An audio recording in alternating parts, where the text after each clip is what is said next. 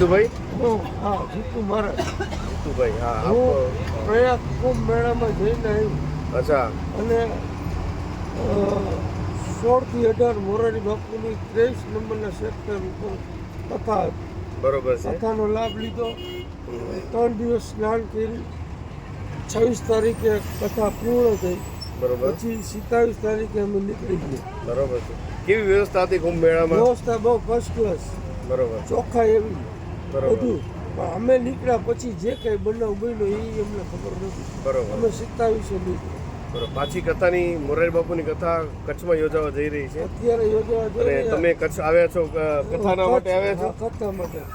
નારાયણ સરોવર છે, 15 તારીખ કાલથી ચાલુ થાય છે. બરોબર. આપ ક્યાંના છો? 20 વર્ષથી એની કથાનું સ્મરણ કરવું. અને બરોબર. આપ ક્યાંથી વતન તમારું? વીરપુર. વીરપુર, જેતપુર. વારે વાહ. ધોરાજી પાસે અમારા છાયાઓના કુળદેવી પણ છે, ઓસમ માતા.